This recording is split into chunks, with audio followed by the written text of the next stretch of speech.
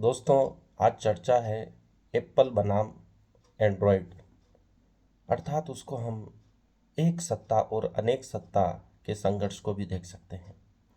Apple एक सत्ता को डिनोट करता है, वैधता प्रदान करता है। iOS इसका एंड्रॉयड की तुलना में हम प्रयास कर रहे हैं कि एक सत्ता और अनेक सत्ता में कैसे तुलना की जाए। iOS अर्थात एप्पल अपने सॉफ्टवेयर को, अपने डिज़ाइन को यूनिकनेस प्रदान करता है। एंड्रॉयड में कई प्रकार के फ़ोन निकलते हैं, स्मार्टफोन, जो हमें बेहतर ऑप्शन देते हैं।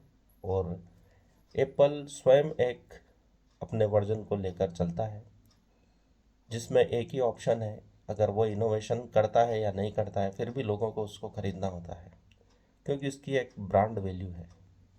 और एंड्रॉयड में कई प्रकार के फ़ोन सस्ते से लेकर महंगे तक फ्लैगशिप फ़ोन मिल जाते हैं, तो उसमें कई प्रकार को ग्राहकों को चुनने की सुविधा मिलती है। एप्पल अपने इनोवेशन में स्वयं की तुलना में किसी को अपने आगे नहीं मानता है कि मेरे अलावा कोई और है।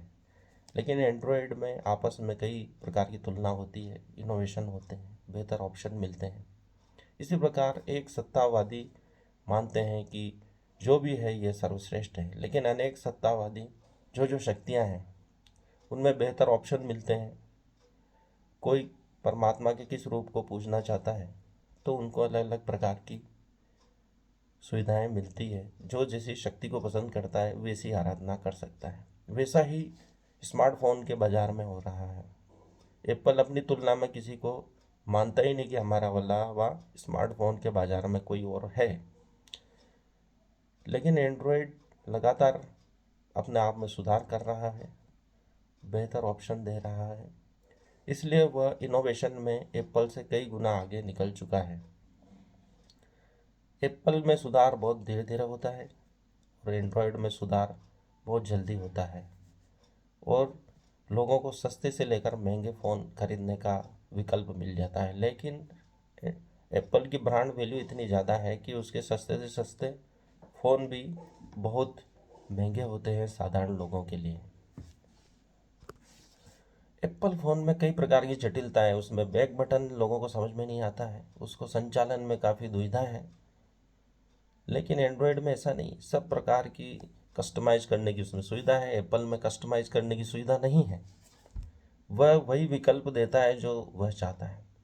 वह दुनिया को वैसे ही चलाना चाहता है जैसे वो खुद चाहता है कि लोग हमारे हिसाब से इस फ़ोन का यूज़ करें। लेकिन एंड्रॉयड लोगों की सुविधा का ध्यान रखता है। वे चाहे जैसे उसको चला सकते हैं, अपनी सुविधा के अनुसार कस्टमाइज कर सकते हैं, परिवर्तित कर सकते हैं और अपने एक्सपीरियंस को बेहतर कर सकते हैं। लेकिन एप्पल ऐसी समस्त सुविधाओं को बंद कर देता है। वह दुनिया को अपने हिसाब से चलाना चाहता है। उसमें कोई फाइल ट्रांसफ़र करना हो तो बड़ी समस्या है। आप उसको आसानी से लैपटॉप में नहीं ले सकते, विंडोज़ लैपटॉप में नहीं ले सकते। उसके इकोसिस्टम में ही वो अपने आपको डोलाए रखता है, घुमाए रखता है, उसमें विचरण कराए रखता है, उसमें तैरना सिखाता है कि आप उसके वर्ल्ड से बाहर ना निकलें। उसके जो ये एक प्रकार का स्वप्न निर्मित करना चाहता है कि आप उसके स्वप्न से, ख्वाब से बाहर ना निकलें।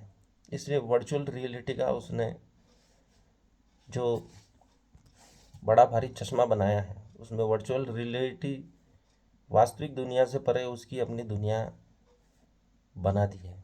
उसका एक फ़ायदा भी है। आप मेडिकल स्टूडेंट हैं या एस्ट्रोलॉजर हैं या किसी और फील्ड में, तो आप त्रिआयामी 3D में उसकी मनुष्य की एनाटॉमी देख सकते हैं, किसी जीव की देख सकते हैं। आप एस्ट्रोलॉजी, आप तारों की दूरी, उनकी स्थिति, आकार प्रकार सब देख सकते हैं। यह फ़ायदा भी है जो एंड्रॉयड में नहीं है।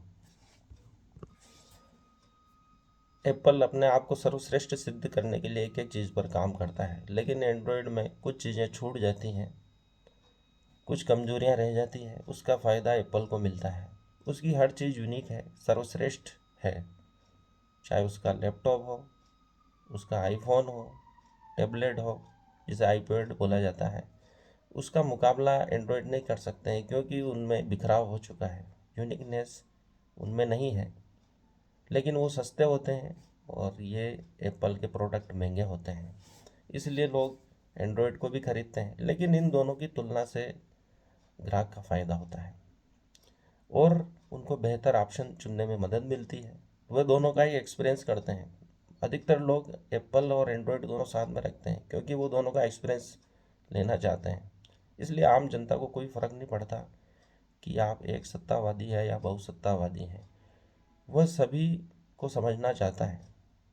जैसा कि दिव्य कीर्ति जो प्रोफेसर थे, डॉक्टर दिव्य कीर्ति आईएएस की कोचिंग करते हैं कि आप सभी पक्षों को समझें। तो इसका मतलब है आप एक सत्ता को भी समझें और बहुसत्तावादियों को भी समझें। इसको समाजशास्त्र में सांस्कृतिक सापेक्षवाद कहा गया है कि आप किसी एक चीज़ को अच्छी ना कहें, दूसरी को बुरी ना कहें। सभी का अपना महत्व है। यदि आप किसी एक चीज़ को अच्छी कहते हैं तो आप उसके दूसरे पक्ष को छोड़ देते हैं। सांस्कृतिक सापेक्षवाद यही सिखाता है कि आप जो जैसा है उसको स्वीकार करें, क्योंकि किसी की परिस्थिति, उसके वातावरण, पर्यावरण, देश काल आदि पर निर्भर करती है। जैसे समुद्र के किनारे पर रहने वाले लोग कम कपड़े पहनते हैं, हल्के कपड़े पहनते हैं, सूती कपड़े पहनते हैं। वैसे ही ठंडे प्रदेशों में रहने वाले लोग भारी कपड़े पहनते हैं, ऊनी कपड़े पहनते हैं। तो इसका तात्पर्य नहीं है कि वह हम उनकी आलोचना करें। देश काल परिस्थिति भी मायने रखती हैं। इसे ही सांस्कृतिक सापेक्षवाद कहते हैं।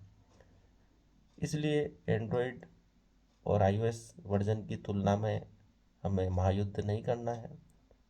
एक सत्ता और बहुसत्ता में भी हमें संघर्ष की स्थिति नहीं निर्मित है, उसको सांस्कृतिक सापेक्षवाद से समझना है, जो कि समाजशास्त्र की एक बहुमूल्य अवधारणा है। इसमें हम सभी प्रकार की संस्कृतियों का सम्मान करते हैं, उनको जो जैसा है वैसा स्वीकार करते हैं। उसमें यूँ तुलना नहीं करते हैं कि ये अच्छा है या बुरा है, निरपेक्ष भाव से उसको स्वीकार करते हैं। तो हम इन एंड्रॉयड आईओएस को दोनों की तुलना जरूर कर रहे हैं, लेकिन उन दोनों को स्वीकार करना है, क्योंकि दोनों को स्वीकार करने से ही विकास होता है और ग्राहकों को बेहतर ऑप्शन मिलते हैं। एक सत्ता और बहुसत्ता का भी यही लाभ है कि आप आम जनता को सभी प्रकार के ऑप्शन मिलते हैं, जो जिसकी जैसी रुचि है, जाकी जैसी भावना, हरी मुहूर्त दिखे तो ही। तो इस प्रकार हमें हर चीज़ को समझना है, उसका आनंद लेना है और अपने मस्तिष्क का विकास करना है, ताकि हम सभी प्रकार की संस्कृतियों को, सभी प्रकार के तकनीक को स्वीकार कर सकें और आगे बढ़ सकें। धन्यवाद। आज के लिए इतना ही।